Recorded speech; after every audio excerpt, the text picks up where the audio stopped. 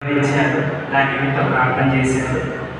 దేవుడు ఈ సంవత్సరం మనల్ని ప్రేమించి ముఖ్యంగా నాకు ఈ 5వ మాటను వివరించే అవకాశం కలిగజేసినందుకు దేవునికి కృతజ్ఞతాస్తుతులు చెల్లిస్తున్నాను.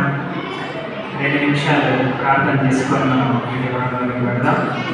పరిశుద్ధుల ప్రేమ ఈ మధురమైన శ్రేష్టమైన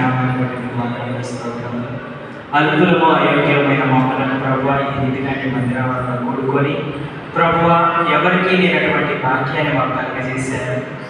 నీ కృపను ఏమని వర్ణించగలము తండ్రి. మీరు ఇచ్చిన కృపను బట్టి, మీరు ఇచ్చిన ప్రేమను బట్టి, మీరు కలుగజేసిన అవకాశాన్ని బట్టి సమస్త స్తుతి కనుక మహిమ ప్రభావాలు మీకే చెల్లిస్తూ అడిగి వేడుకొని పొంది ఉన్నాము తండ్రి. శిలువలో పలికిన 5వ మాటగా యోహాను సువార్త 19వ అధ్యాయము 28వ వచనాన్ని చదువుకుందాం.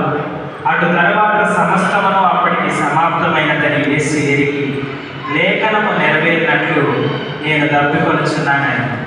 సాధారణంగా మనమందరం అనుకుంటాము, యేసుక్రీస్తు ప్రభువారు చివరి రాత్రి భోజనాన్ని ముగించుకొని గెత్సేమనే తోటలోకి వెళ్ళి అక్కడ శిష్యులతో సంభాషించి అక్కడ చెమట రక్తంగా మారేంత వేదనతో ప్రార్థన చేసి దాని తర్వాత బందిపూట్లు ఆయన పట్టుకొని పిలాతు దగ్గరకు, అన్నా దగ్గరకు, కైపా దగ్గరికి ఇలా తిప్పుతూ ఆయన రకరకాలుగా హింసించారు. కాబట్టి సాధారణంగా ఇది ఎండాకాలం కాబట్టి ఆయన మంచినీళ్ళు అయినాయని మనం అందరం అనుకుంటాం.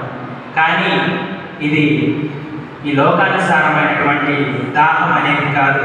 ఎందుకు అంటే మనం ఒకసారి యోహాను సువార్త 4వ అధ్యాయం 14వ వచనాన్ని పరిశీలించినట్లయితే ఒకసారి చదువుదాం. యోహాను సువార్త 4వ అధ్యాయం 14వ వచనం. నేను ఇచ్చినది త్రాగువారు వాడెన్నడూ తప్పికొనడని యేసుక్రీస్తు ప్రభువారు చెబుతున్నారు. ఆయన ఇచ్చే నీళ్లు తాగేవాడు ఎన్నడూ తప్పికొనడు. మన ఇంట్లో సాధారణంగా మనం ఎప్పుడు రెగ్యులర్గా తాగే నీళ్లు తాగితే ఒక అరగంటకు మళ్ళీ దాహం వేస్తుంది. కానీ ఆయన ఇచ్చే నీళ్లు తాగితే